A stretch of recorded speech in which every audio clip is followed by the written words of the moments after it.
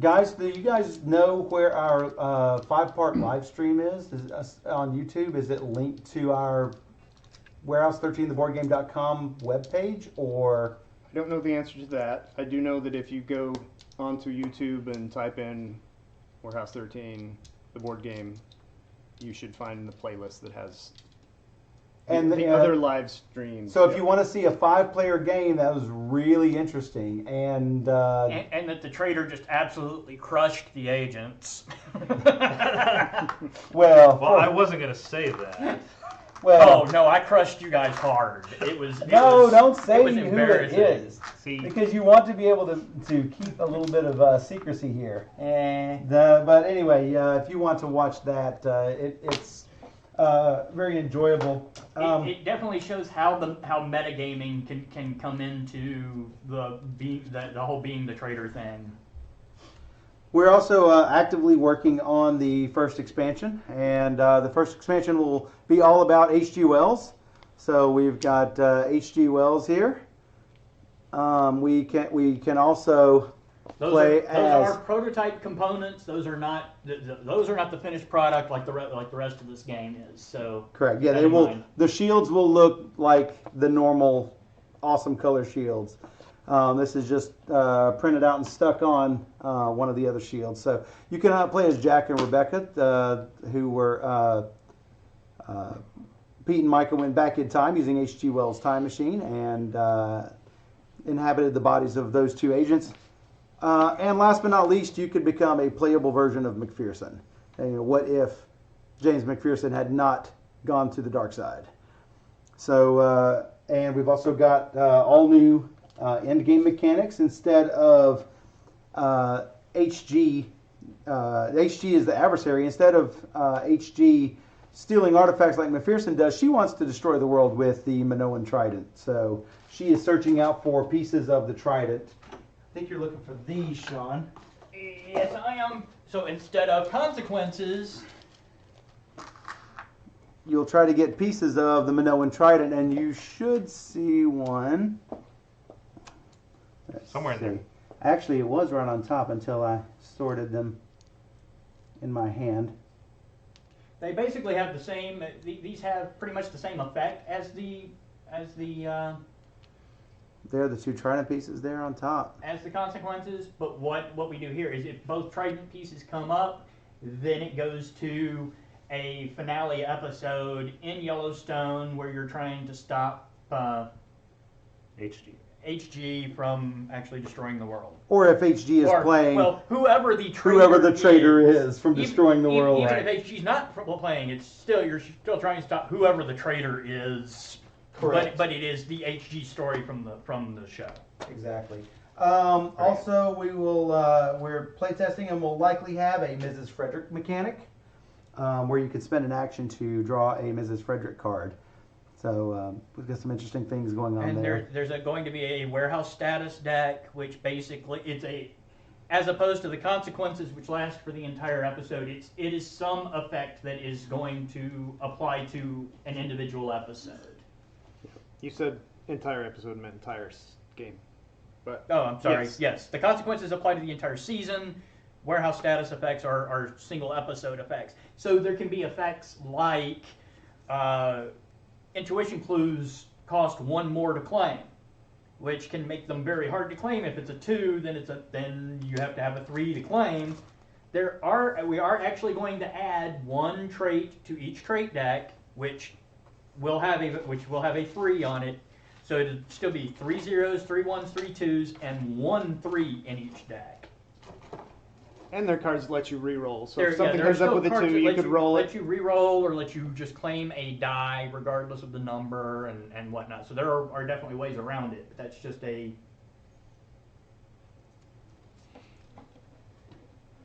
And we will be creating a new token bag that you'll be able to get as an add-on with that too. Which instead of having the base game cast, it'll be an HG bag. And yes, it will be on Kickstarter. Yes. Yes. And hey, at least this time, Yes, it will be on Kickstarter, and the risks this time around will at least be minimal. A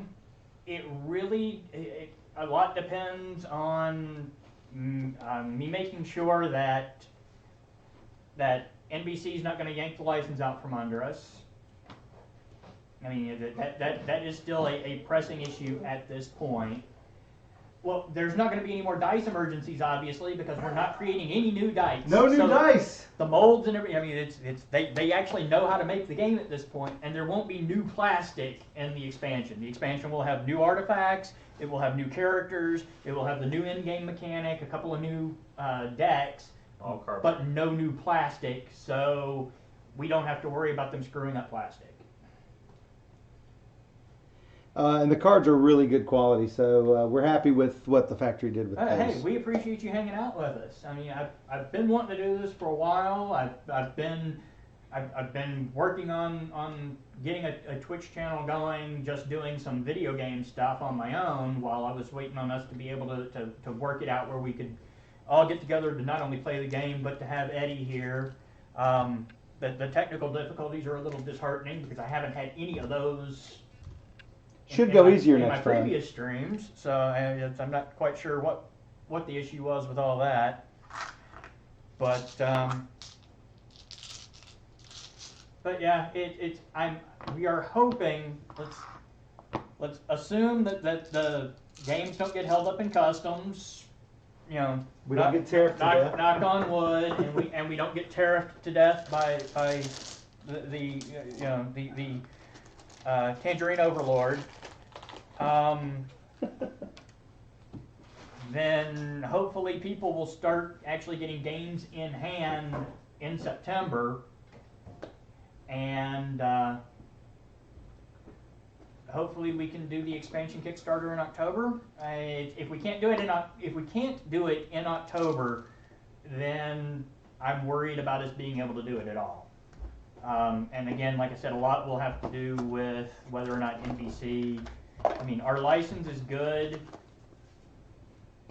until we've got until May of next year.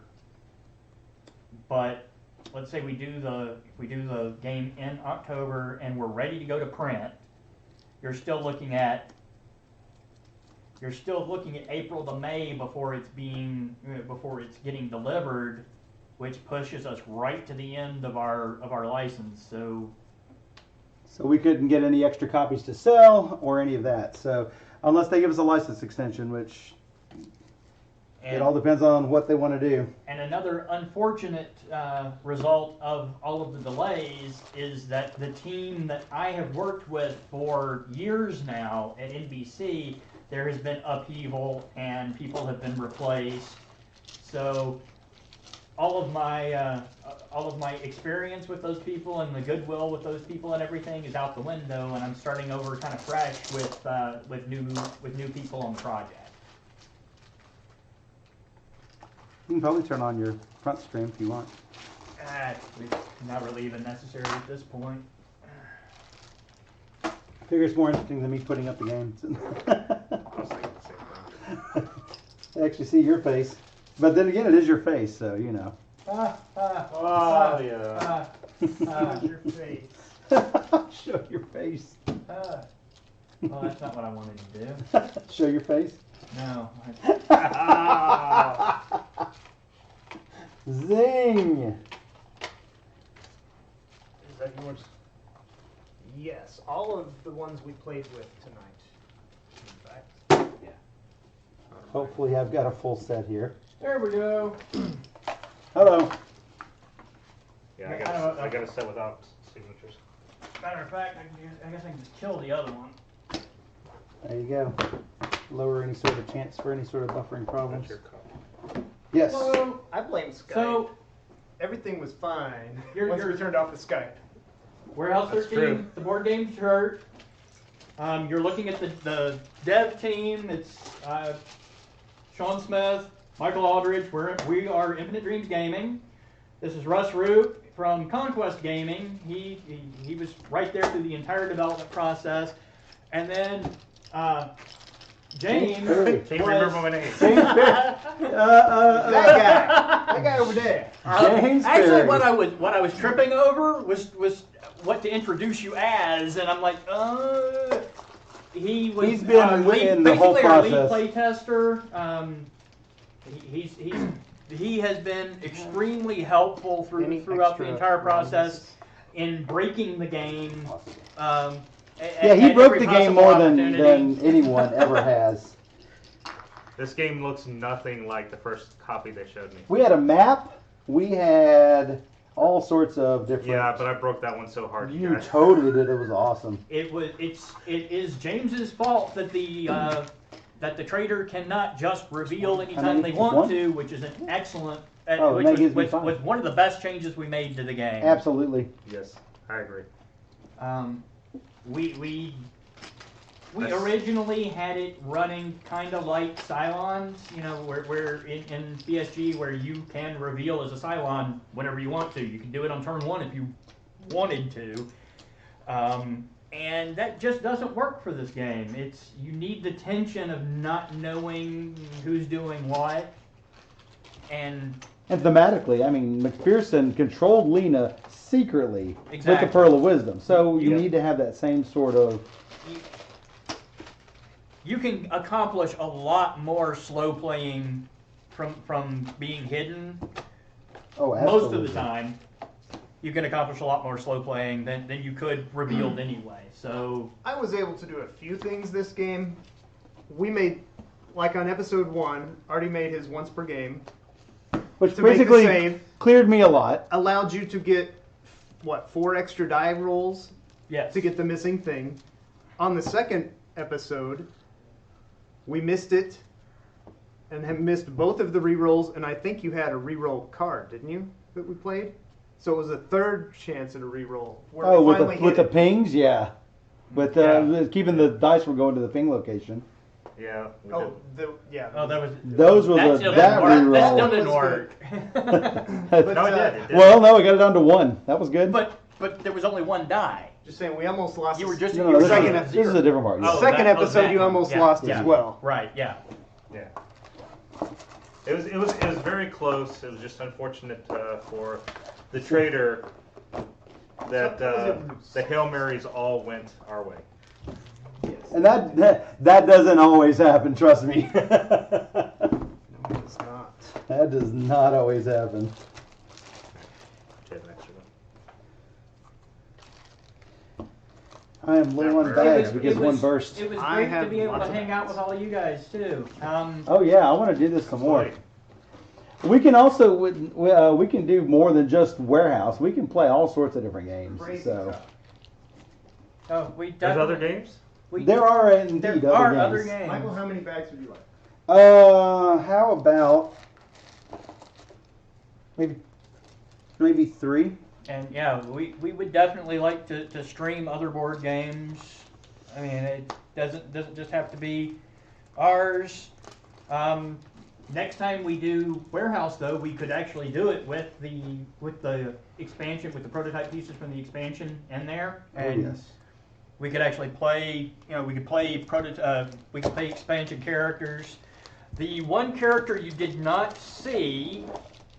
Lena. I mean, those of you who backed know about Lena anyway, but the one you did not get to see You want these put back in? was Just put 'em on, Lena. put 'em on something. See, she is intuition and lore, so would have been a little redundant with Pete being so heavy on the intuition, but and her abilities. Where are her abilities? I've got them here. Boom. Her abilities, well, her downside is when an artifact is lost, Lena must discard 2 traits. So she doesn't like when you lose artifacts. Her once per episode is when she's doing warehouse research, she can draw 3 cards and give 1 to another agent. So she's very much a support character. As a matter of fact, that is the name of that ability, is support. her once per season is empathy. She can allow any other agent to discard all of their stress. Good for Artie. Great for Artie. And then her always on, her asset is when she draws a calamity, she can actually draw a stress to ignore that calamity's effect. So every time we were drawing those like gears or where we had to ditch a die, she can avoid that by drawing stress. That's pretty nice. We have not used Tabletop Simulator. No. Whoops. We've used Vassal, which is a similar thing. Yeah, we haven't used it for this game, but we have used it. No, I have not used Tabletop Simulator. And I definitely have not, I haven't even like written Vassal modules before. I'm sure if I dug into it, I could figure it out, having the programming background that I have. But I tell you, there is a lot of work that goes into making sure that this whole process gets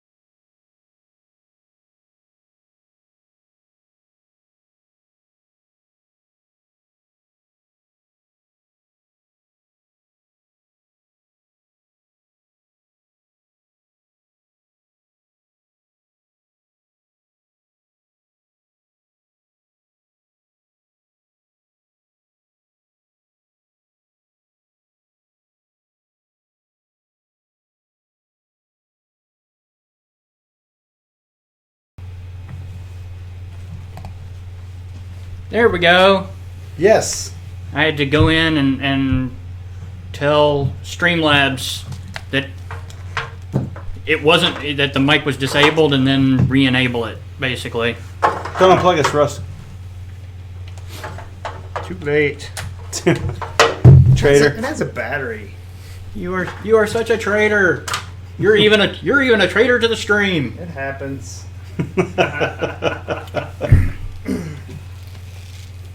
Pesky traitors. It wasn't me.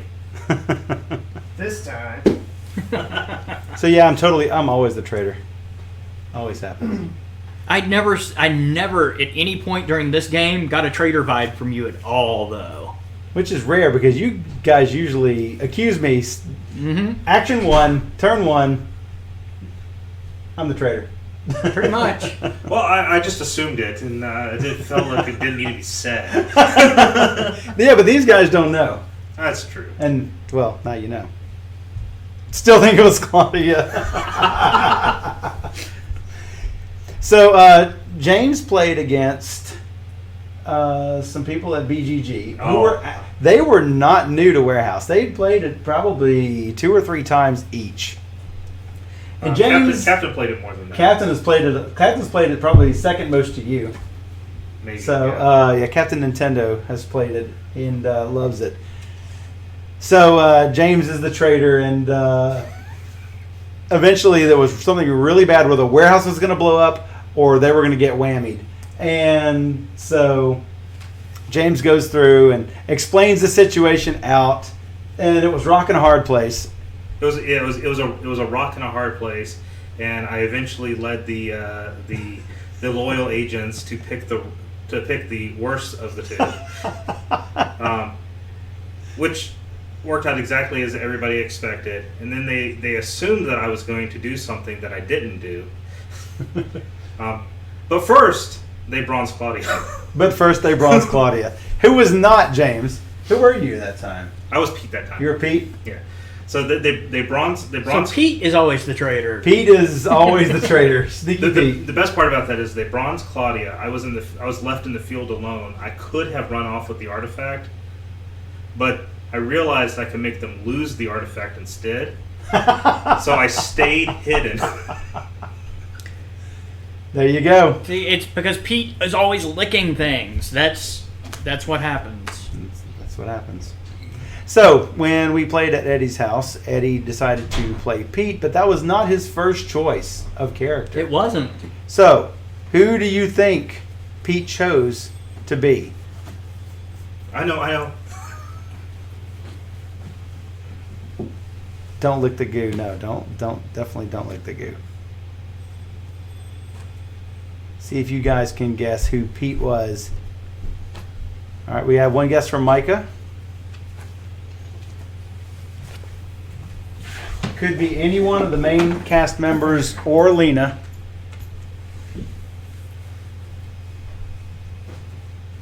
Any guess, Iconoclasm?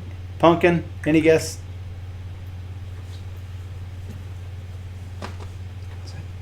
Well, he ended up being Pete, but who did he choose instead of Pete before he decided to choose to be Pete?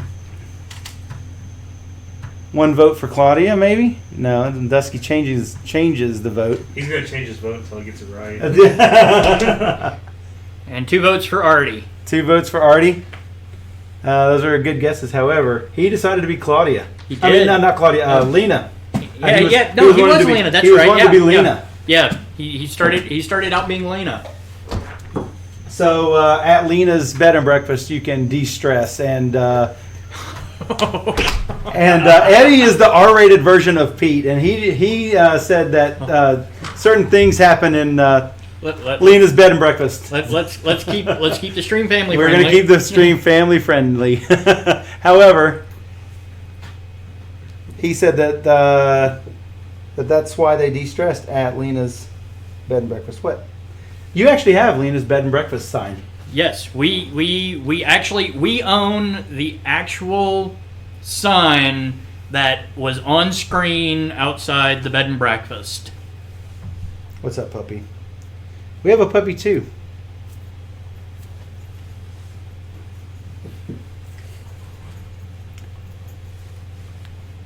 So you actually need to get it out of the back of your closet, I guess. It's in the front of the closet. Oh, is it? We just don't have any kind of stand. It's got. Yeah, it doesn't have the stand with it, like the Yeah. frame that was around it in front of the actual bed and breakfast. I'd like to take it to Dragon, but we just don't. We don't have the frame for it right now, and We'll just carry it around with us. Bottom line, with all of the delays, with shipping costs having gone up dramatically since we, since we did the Kickstarter and calculated shipping and all of that, we are really tight on making sure that on making sure that everybody gets the games that they pledged for. So.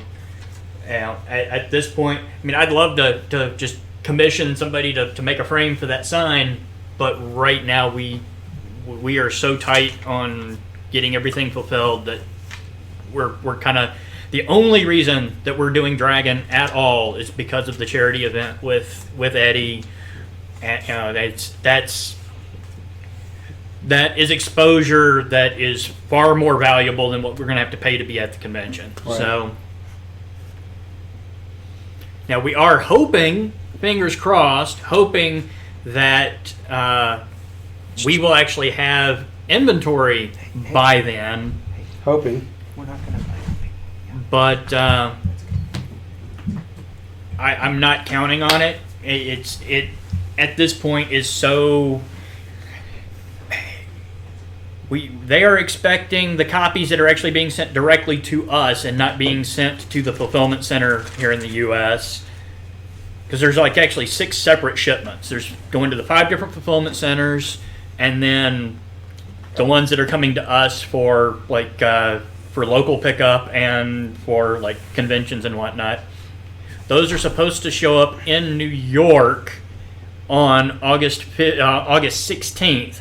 They still have to get from New York to Nashville before the end of August, though, for us to be able to take them to Dragon. So I just don't know if we're going to have them, if we're going to actually have them or not. We really appreciate that, Dusky. It's. Well, we're hoping that we can not only pick up fans of the show, but also fans of the BSG board game because it's out of print now. So we're hoping to fill that void. Even before it went out of print, we were hoping to be a shorter, cleaner version of Battlestar, and that's my favorite game. So, yeah, we're hoping with fans of the show who are not necessarily board gamers, but if they're there and Eddie's playing the game with fans and everything, hoping to get some more people into the hobby that way and get them wanting to pick up the game too. Yep. Russ, you're the only one not on camera. I was earlier. He's hiding. There he is. Now I'm on. I do too. The better the game does, the more likely that NBC will give us an extension on the license. And the better the game does, with what is it, 1,800 copies that are either backed or pre-ordered at this point. I think it's about that 17, 1,800, something like that. It still isn't really economically feasible for us to do things like getting miniatures done. I would love to be able to do a set of agent miniatures that you guys could get to pimp out the game. But I can count on maybe 5% of the games sold actually, wanting to get a miniature set to pimp it out. And though I do have a new line on the guy I met at that I touched base with at Gen Con. So. But yeah, we just to even be able to cover the mold costs alone, that's nowhere near enough. So. Yeah, we'd have to charge quite a bit for them. So if we decide to do them, we will reach out to that guy just to see what it will cost. So, and maybe we can have something decided on by the time we go to Kickstarter. And I'm thinking, all right. Since I've got a few people here, we can ask an opinion. I know some people want to do like a.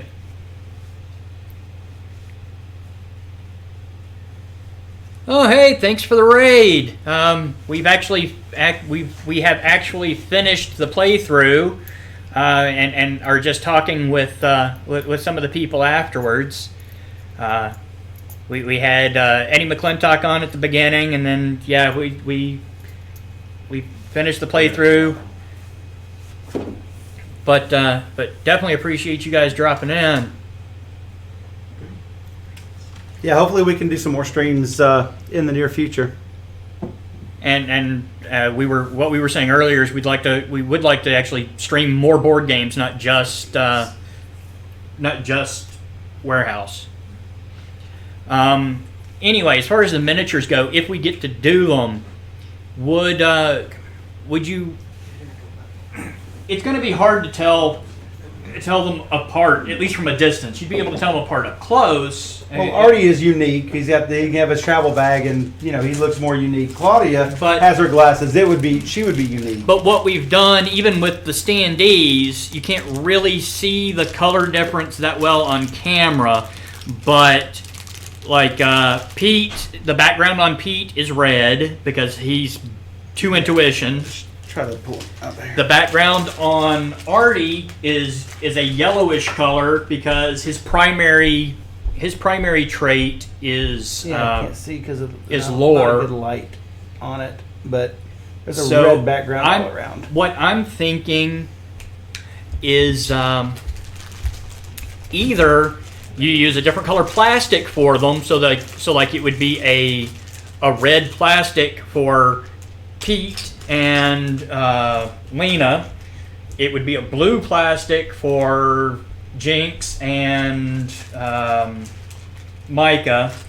Do something like that. Or they could all just be gray plastic, which would mean they could be painted and whatever, and do like the colored bottoms that you can put on them, and that way you can have a silicone bottom. Yeah, things like in and have the new Zombicide games. Yeah, that way you could have a red bottom on Pete and whatever. There's also a possibility of doing metal, which the mold cost would be less actually than the plastic, believe it or not, but the per unit cost is higher. The miniatures themselves are more expensive, so right. Yeah, it doesn't. So it just depends on which way you guys would rather go, which way seems to be affordable. So, but metal miniatures, those would be nice. That's what the die guy said he could do for us, is the metal ones. It would set you apart. It would. Because everyone goes plastic these days. Pimp your game. And we'd offer them as add-ons in the Kickstarter, so. No, I don't think we'll be able to do them on this Kickstarter anyway. But assuming that NBC, if they extend the license, I mean, we definitely have ideas for other expansions beyond just the HG expansion. If we get a license extension, not only would we consider doing a expansion for Season 3, Season 4, Season 5 of Warehouse, but we may also consider doing a Warehouse 13 Legacy game, where every game is one episode. And the things that you do in the first game, which would be the first episode, could influence what happens, say, in your 7th game, which would be Episode 7 of that season. So, for instance, if you lose the Aztec Bloodstone in the first episode, well, then maybe McPherson can use it against you in a later episode. Where the instructions would say, "Hey, if you failed capture." Well, and things like wounds would work completely differently, because say the Aztec Bloodstone wounds Eddie in that episode. Well, that would inform you that Eddie character would not be available in the next episode, because he would be convalescing from that wound. Right. So yeah, we would love to do a game like that, definitely. Hey Chad, how you doing? Chad Roberts. Oh, okay. Yeah. Hey Chad. We've also talked about doing some kind of a dice game, maybe even being able to use actually the dice that are already here. That way there's no extra molds. They can just create new ones, as James laughs, with all of the dice malfunctions. I don't know. Pumpkin likes rolling rights. We could end up doing the Warehouse 13 rolling right. Again, it's all going to depend all on. Depends on the licensing. It really does. I mean, we've got plenty of ideas. Pumpkin says yes. And it's a very large portion of the Warehouse 13 fans who like the game keep asking about a Eureka game, which I would love to do one. I've had an idea for a Eureka game pretty much since we started working on this one.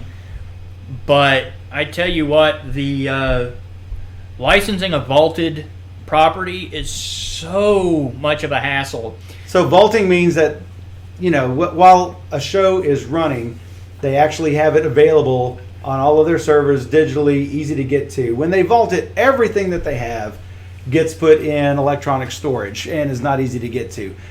NBC does not have their pilot episode anymore. They've lost it. So we had to actually rip what we needed from season 1, episode 1, from Blu-ray. Well, and actually that's what I'm doing now for the expansion, is I'm going ahead and pulling all the screen caps myself, hoping to speed the process up.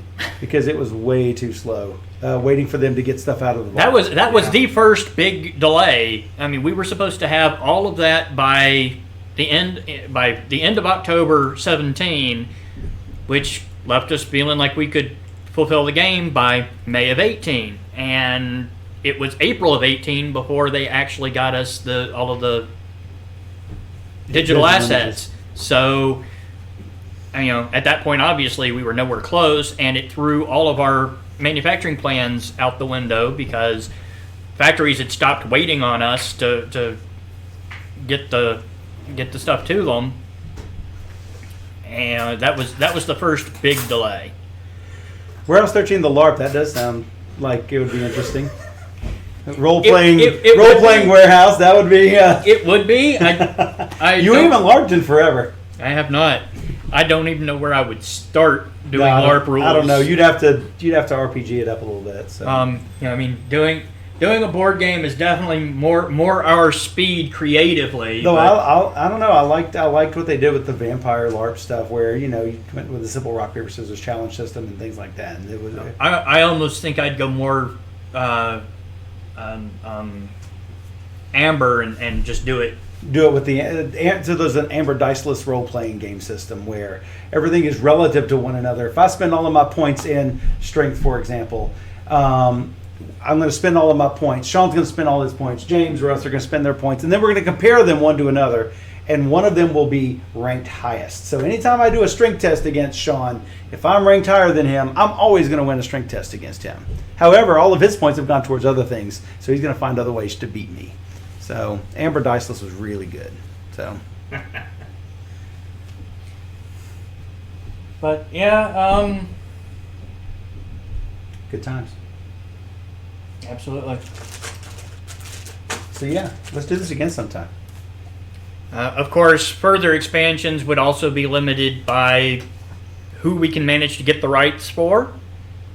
We attempted to get Supernatural, but. Warner Brothers said that they already have a partner. Well, I just mean who actor-wise we could get the rights for as far as doing warehouse expansions. Oh, in order to do warehouse expansion for like season. So we only have the rights to use the base crew plus Lena. We did not even have the rights for Mrs. Frederick or McPherson. We had to negotiate with their agents to get the rights. And that was hilarious. We're like, wait a minute, you're telling us we've signed a 5-figure deal with you, and that you don't have the rights. You've got the rights to 6 of the actors, and that's it. And that's it. We have to have CCH Pounder and Roger Rees, and they're like, well, then you go get it. And I'm like, excuse me? Your contract says you would get it to us, and so we negotiated back and forth until NBC agreed to pay for CCH and Roger Rees, but I still had to go out and negotiate the deal. It was like, what? So that was my first experience in not only getting an actor's likeness rights, but then having to go through an actor's estate and get their likeness rights because Roger Rees is no longer with us. So we will have to negotiate. Well, we've already talked to Jamie for H.G. Wells. I've already got. Yeah. I've got it for Jamie, Alex Paxton Beasley, and Chad O'Connell. Is that his name? So we already have all. We already have all the expansion ones ready. Well, I wouldn't be Right. working on them if. Yeah. No. We've talked about getting Renee Auberjonois for and Lindsay Wagner to get the two of them as playable characters. Yeah. That would be really cool. I do not know about that. Did you know? Lindsay Wagner is notorious. This was something that surprised me. I just found it out just the other day. It's not just Warehouse and Eureka that happen in the same universe. There's a third show. What? Alphas. Alphas is in that universe? No. Because I need to finish that. Dr. Caldwell was in an episode of Alphas. Lindsay Wagner as Dr. Vanessa Caldwell from the CDC. Wow. How did I miss that? How did I miss it too? I don't know, but yes. Because I was watching it with my son, with one of my sons. I watched it too. I do not remember her being in it, but it was only one episode. But yes, there was a. Yeah, supposedly they crossed Yes. over. So yeah. There was a crossover. Yeah, I was surprised too. Because, Alphas was Universal. I actually looked it up the other night. I was surprised. Somebody else was telling me that they thought there was a plan for a Haven crossover, which was not actually Universal, which is why I was like, yeah, I don't think so, because that wasn't. Universal was involved in the production, but they weren't the primary production company. So, but yeah. There was that one little crossover with Lindsay Wagner, but then again, it was only one character from Eureka crossing over to Warehouse and one character from Warehouse crossing over to Eureka. So that's pretty interesting. Yeah. But we were thinking about the big get, of course, I would have to get Sykes. I would have to get Anthony Michael Hall, so we could do Sykes if we were going to do a season 3 expansion. Yeah. But yeah, I would love to make Hugo and Dr. Vanessa playable characters. That would be great. Yep. And of course, Sykes. That Sykes would be the villain. It would be the adversary, just like McPherson is in this one, and HG is in the following.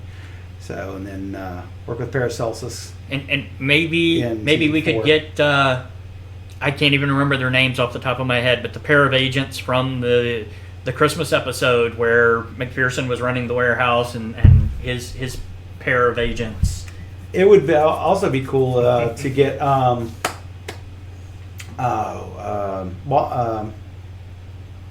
who was it? That was the boss of the warehouse back when Artie and was it back when Rebecca and Jack were agents, or was it when young Artie and young Armin Shimmerman? I don't remember the character's name, but yeah, Quark. Quark has the the Grand Nagus of the warehouse. Principal Snyder from Buffy.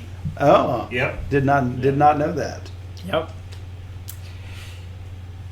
That'd be awesome. It is, Alphas is NBC Universal, confirmed. The internet told us so. The internet told us so. I You can believe anything on Wikipedia. I looked it up like 2 days ago, so yeah. So yes, I'm watching through Supernatural with my oldest son, and so it was amazing fun, but yeah, it's gone soon. Pouty lip. But yeah, there are a lot of ideas for playable characters that we can add. I mean, it's the expansion ideas. I mean, much like Battlestar, there are definitely things out there that we can do to expand the game further and further increase the playability. Although there's a lot of replayability just in this, because I mean, you guys saw 3 artifacts, and we have a deck of 26 plus the adversary artifacts. What is it? 7 adversary artifacts? 7 adversary artifacts. So 33. No, there's more than that. 8. Is it 8? 8. Yeah, he's gonna look in the rule book. Some definitive measure. 8 adversary artifacts, 26 regular. Correct. According to the rulebook. Here's the rule book. This is the book that Pete doesn't read because it is the Field Agent Training Manual. And if you guys want to check out the rules, a quick 11-minute rules video, it is tiny.cc/W13rules. You can type it in there. I was going to. I can't. Yeah. Tiny.cc. HTTPS or just? I don't know. I just put tiny.cc/. Well, it won't show up as a link if I do it that way. Oh yes. .cc/W13rules. If that doesn't work, just put the S on it. HTTPS or just Tiny.cc. Tiny.cc. shouldn't, require I don't think it security. does. But, Yeah. Just in case.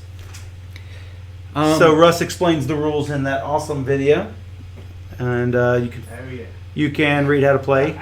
You listen to how to play in 11 minutes. If you go to the Warehouse 13 website, there's a link. That link is there. Warehouse13theboardgame.com. There's also a link to, which is also on our YouTube page, of the video of us playing at Eddie's house. It's not a full game. It's an edited together video. Totally the traitor right here. Always the traitor. And if you go to the Kickstarter, you'll see the video that Eddie read the script for. It seems like most of the people who joined us here were backers, but if you're they not, probably already if saw it. you weren't a backer and you haven't seen the video, Eddie did do the voiceover for our Kickstarter video. And Jamie is interested in doing if she can get. Well, the latest I've gotten from her voice agent is that she's going to pass on doing the voiceover for the expansion. The thing is, I talked to her face to face a year ago, and she said she'd do it. So we'll see. I don't know. It's if I can't get past her people. I mean, I don't have a direct line to Jamie like I do with Eddie and Aaron. So it may just be Eddie doing it again. But Joanne did say that if Jamie fell through, then I don't have she'd be. I don't but have you a way don't to get hold of Joanne. You don't have a way to either. get hold of her. But she did say. Obviously with the whole. So yeah, it would probably be Wells and Bearing.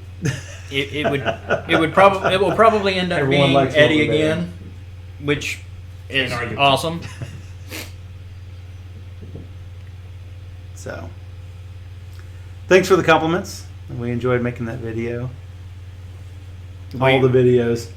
It was going out there to LA and being able to playing this in Eddie's living room was so fun.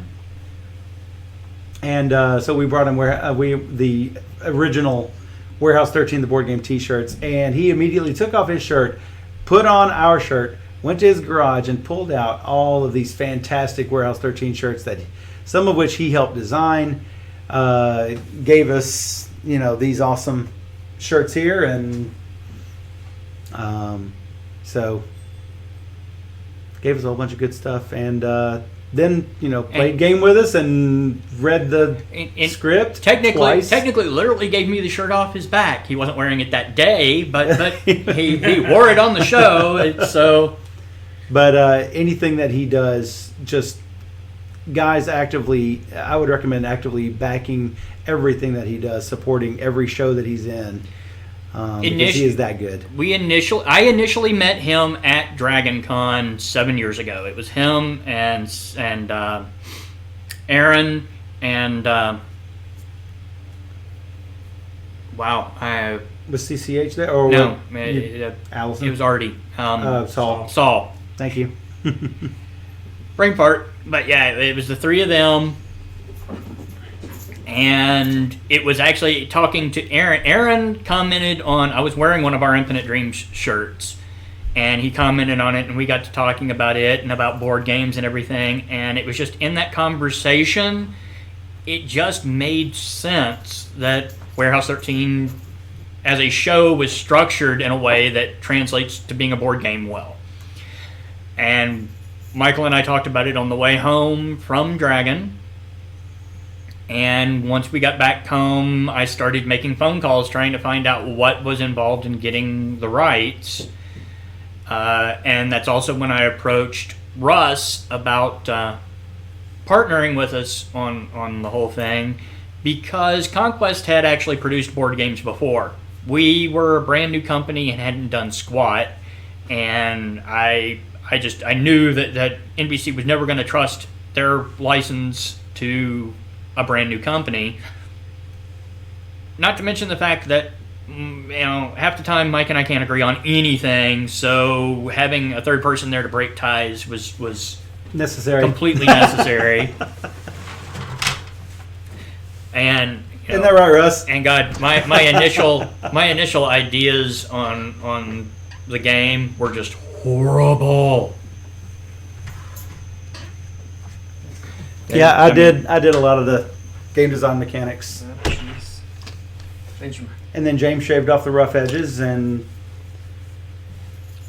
But then the next year at Dragon, we came in with an actual prototype. It was a bad prototype. It really was. But it was a prototype nonetheless, and got to show it to Eddie and Allison. And Allison tweeted about it, despite saying that, hey, we don't have the license yet. You might want to hold off. And she did anyway. So I told Will, since she had been on Tabletop, she tweeted to Will saying, hey, you need to get me back out on Tabletop. And obviously that can't happen now. So, but yeah, that's kind of how I met and got to know Eddie, and he kind of kept him apprised of the progress on the game and everything, and he has been a staunch supporter of the entire thing pretty much since day one.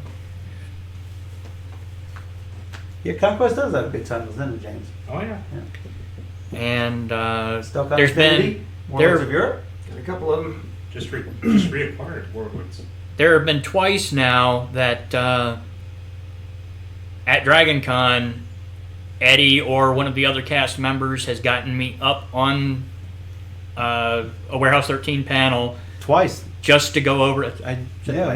Just to talk to the crowd about the game, and this last year I actually had everything except for the dice. This was when we got that first factory run of all of the cardboard, and so they were going through all of the cards and everything, and just having a blast. And that was really fun, because that was the year that it's Joanne and Jamie were both there, as well as Aaron and Eddie, and that was really fun, because they were all really pumped about it. I mean, like I said, Eddie has been incredibly supportive, but they have all at least been enthusiastic.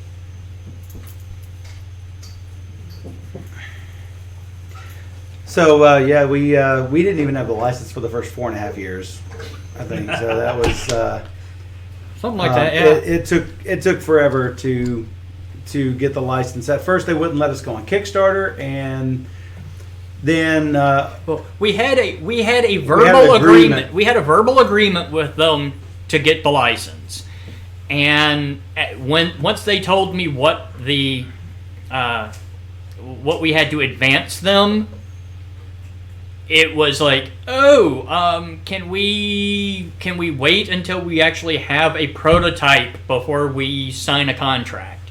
And they were like, yeah, sure, that's not a problem. So we spent a year developing the first prototype, went back to them for the contract, and they were like, yeah, legal has decided that they don't like Kickstarter, so can you fund it a different way? Yeah, because of all the things that went on with the Veronica Mars Kickstarter.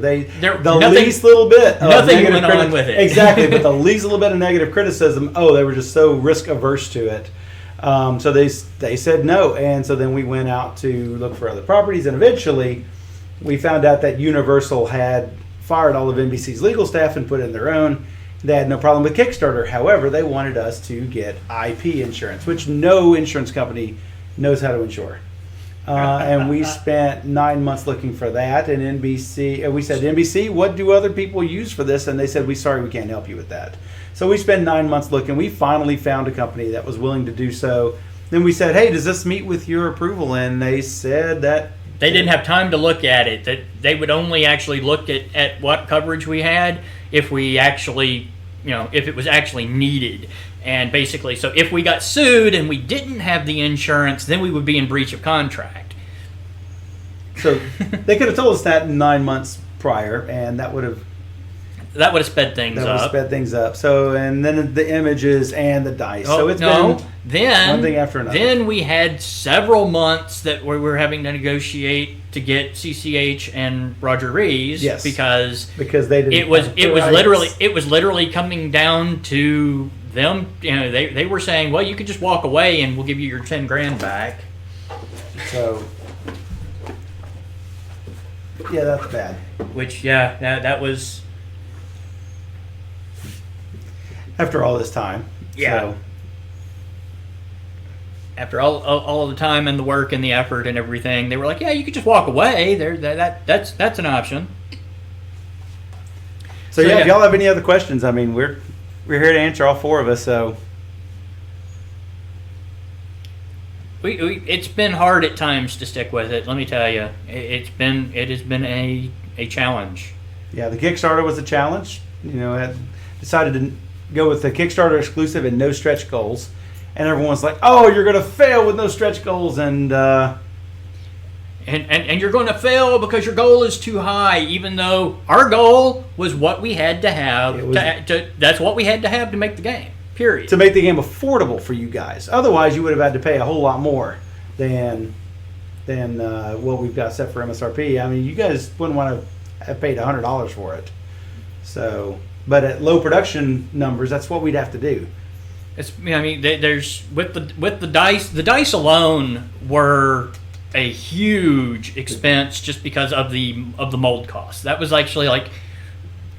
That was a third of the manufacturing cost, was just the molds for the dice. So doing a second printing, then at least it's going to be far more affordable to print more, because we won't have to have the molds redone. Yep. But there was that, which meant that huge mold cost had to be covered. The licensing costs had to be covered. It's setup fees for the card sheets, everything. it's just a lot of people will go on Kickstarter and they'll throw in a low number, like they'll say, okay, $10,000 is the goal.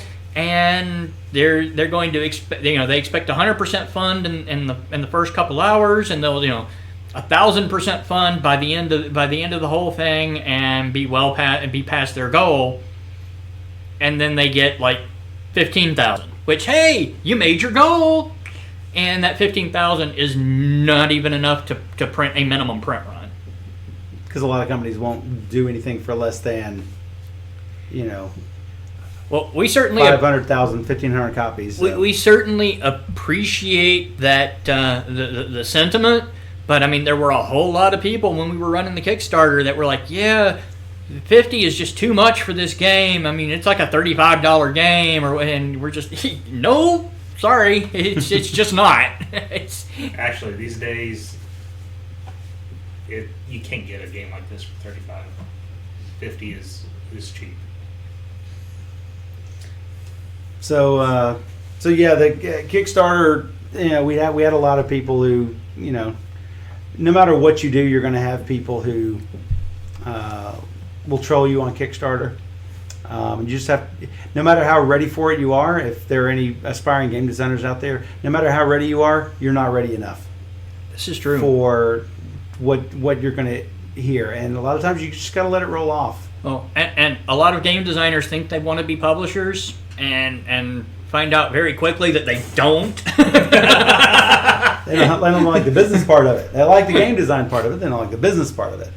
So yes, I'm looking at you. I'm fine with it. But yeah, I just felt like it was better. We all felt like it was better for us to just be honest with our backers and say, look, this is what we've got to have to do it. this is the game that we designed. We're not going to hold pieces back. We're not going to hold quality back. We're not going to give you, weak core cards. We're not going to give you a thin box. None of that stuff. Yeah, you can't avoid the business. Exactly. A lot of people don't take into account they'll take into account the shipping. They won't take into account the freight. In any of the fees to get it from China to the U.S. Or they'll add on so many stretch goals that it increases their weight or their box size. It's actually the volume more than the weight that matters when you're shipping overseas. And if you increase it just ever so slightly, then you can make it so fewer games fit in the carton, so that fewer games fit in the container, and so it's a whole lot more expensive. And we even ran into that problem to a smaller degree, just having the Lena add-on. Our initial plan, and the way it was explained to us when we talked to the factory and everything initially, was that it wouldn't be any problem having two versions of the game, having a Kickstarter version of the game and having a retail version of the game, with the Kickstarter version of the game having Lena in the box. Yay! Great. And maybe even have a little Kickstarter logo right here on the side. That we knew it was going to be a base game with Lena in it. But no, that's not how it worked out. There wasn't any problem. There wasn't any problem. What they didn't tell us was that instead of being a 3,000 print run, and us paying the per unit cost for a 3,000 print run, it was going to be a print run of 2,000 Kickstarter units and 1,000 retail units, both of which were significantly more expensive than doing 3,000 of one thing. So we had to weigh the difference in cost with the difference in cost for fulfillment of having the game and then Lena separate. So now there are literally that's what we ended up doing. And that's what we ended up doing, but that does increase the fulfillment cost, because now when it goes to the fulfillment center, instead of them just being able to go, okay, here's your game, I pack it up and I send it to you. No, they have to pack it up and then they have to go pick a second item, the Lena package, put it in the box with this, and then this goes out. So when you get it, Lena will be outside the box. Lena will not be in the game box. There's plenty of room in the game box to put her in there, but she will not be in there initially. And if you got a token bag, that will be added in. Yet also. Another item on top. And every item they have to pick is an additional charge for them to pick that item, to put it in the box, to send it to you. So yay! even more costs. Even though Lena and the token bag don't really impact shipping significantly, they definitely impact fulfillment. Yeah. And we're not going to sit in a garage doing it. I mean, even at 17 to 1800, that's one, would be too much, and two, it would not have been EU friendly. It would not have been Australia friendly, because we would have had to have shipped it from the US, not from the fulfillment center in the country where it is. In which case, not only would the shipping have been more expensive, but then you would be getting those people would be getting VAT charges and everything. Whereas when we ship all of the games for the EU to our fulfillment center in the EU, we pay the VAT when it gets there on the whole lot, and then it gets shipped out. Yeah. You're welcome, EU. And Canada, and Australia, and everywhere else that we ship. And pay the VAT. And pay the VAT. So all of that VAT is not exactly free. We're paying it. So that's how it becomes friendly shipping. Yes, because we're paying it. Yep. Though we pay it on the wholesale rate, not the retail rate. And that's since we can afford to pay the warehouse rate a lot easier than you guys cheaper. can pay the retail VAT. So, but it's better that way. Yep. And hopefully builds us some goodwill, despite being late with Kickstarter. It's so late. It is so late. And then whenever someone says, hey, I really can't wait for it to be out, it's like, yeah, there's nobody who would like it to be out more than the three of us here. or the we deserve something for waiting, and like, Yeah, you know what you deserve? I would. You deserve this game. I would love to be able to give you all something for the wait, but the wait has cost us money. Yeah. Because we it wanted cost you time, but it has literally gotten. Not only have we lost a it's cost year, us license. we've lost a year on our license, and shipping costs have gone up. I mean, I charged you what the shipping would be a year ago. Trust. Shipping. 2017. Yeah. Yeah. What it cost in 2017. That's true. What it cost in 2017. So and what shipping costs now is much more. What So year is this? even just the manufacturing cost went up in the 6 months. It did. That we were waiting on the digital assets from NBC. It went up. The paper costs in China went up like 40% in that 6 month period. So yeah. Yeah, I don't really like the self-entitled Kickstarter crowd that is out there. It's a minority. It's a small minority, but it's a very vocal minority. I still love. I think the one that's my favorite is that the dice manufacturing problems could have been prevented if we had managed the project better. I don't understand how. No, we gave them normal ones, not mirrored ones. The proofs that we approved were correct, and they made the molds wrong. The only Maybe we could have traveled there and stood over them and said, "Here is what a one looks like." The only management that I could have possibly done to avoid that would be to go there and make the molds myself. Yeah, it's ridiculous.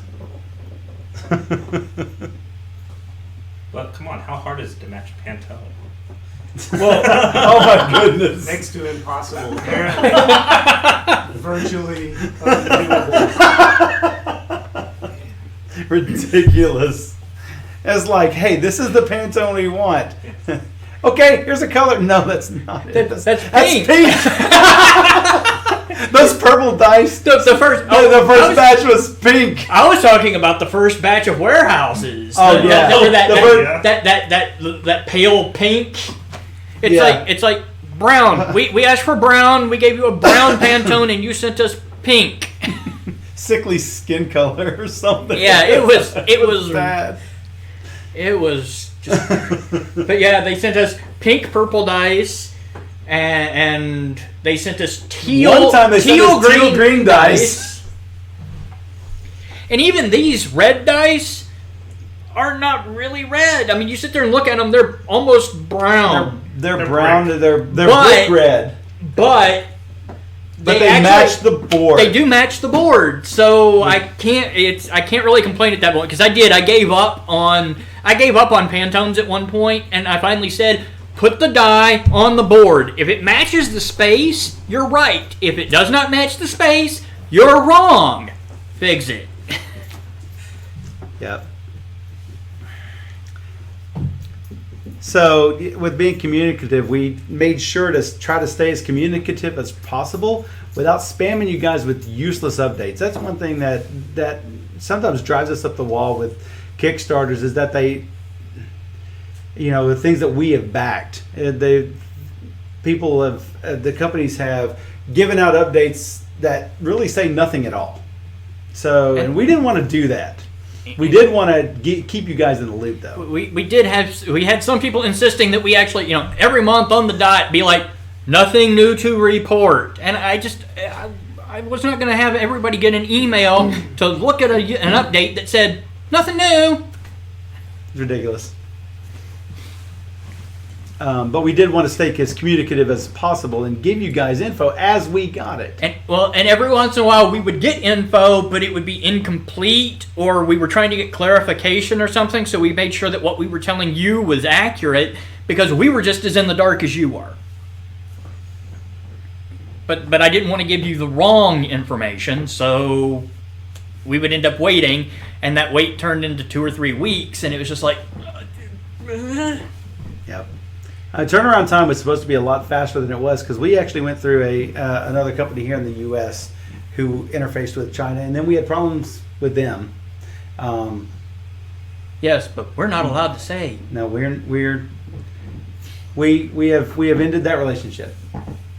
Well, what never actually came out in the updates, because it was actually, luckily it was rectified fairly quickly.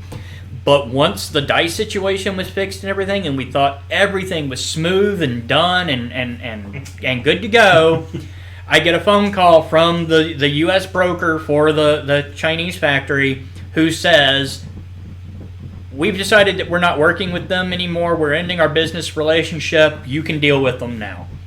And I'm like, okay. What about the money that we've already paid you? Come to find out that that took several days to get. That money had never been sent to the Chinese factory, and we were having difficulty getting that money reimbursed. Which obviously, I mean, if we didn't get the money reimbursed, then we didn't have the money to give to China on top of that money just hanging around out there. But luckily, it was all resolved within about a week. But we had to renegotiate all of everything. We had to renegotiate our quote and get that okay with the factory in China. It's stuff that happens behind the scenes. Oh yeah, and we didn't tell you guys. And all of the pricing on getting the game made and everything. All of it changed. Had to all get completely renegotiated. It changed, and we got bit in the rear on that because we were dealing directly with the factory instead of the broker who had promised us price breaks because of the delays and everything. And all of that just went away in a minute. But hey, guess what? But it's on the boat. It's on the boat. On the boats. On plural. the boats. Yeah, we got like different boats going multiple different directions now. So, so when I say it's on the boat, that's not accurate. It's on the boats. It's on the boats. Plural. So, it's freighting. Freighting. It's frightening. It's a very frightening process. I'm afraid not.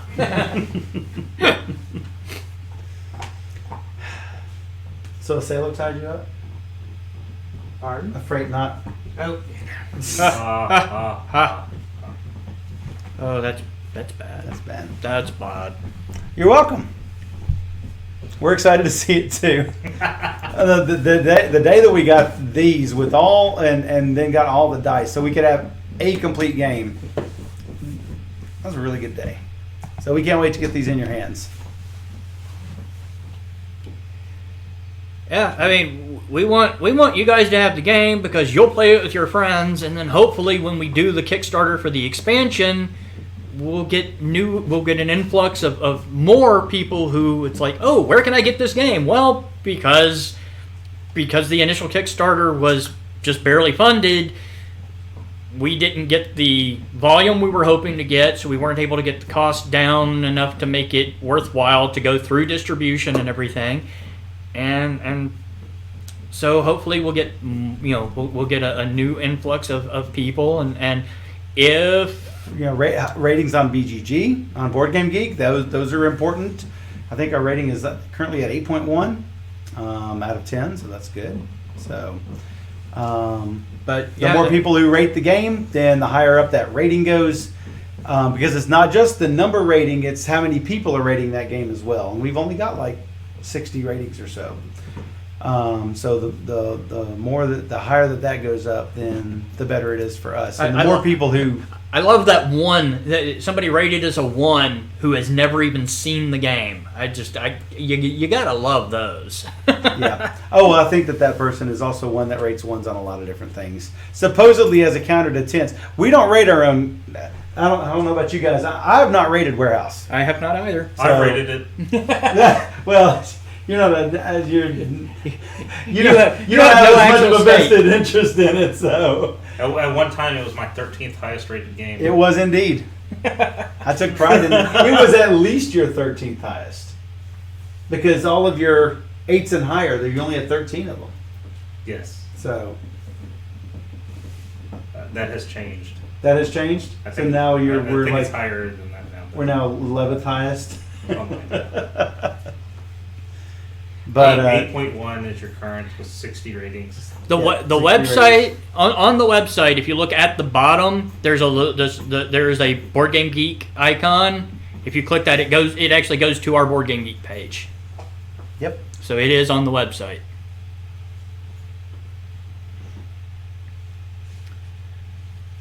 So yeah, the more people who see it and lay eyes on it, the more people who will rate it, and the more people who will want the Kickstarter of the expansion and the base game add-on. So that's what we're hoping on to, so that the second Kickstarter is bigger than the first. Now, what we plan to do, and I had to think, we really thought long and hard about this, and we did a lot of talking about it, because the Lena exclusive is just that. She is a Kickstarter exclusive. We will never sell her through Amazon or at conventions or anything like that. She is a Kickstarter exclusive.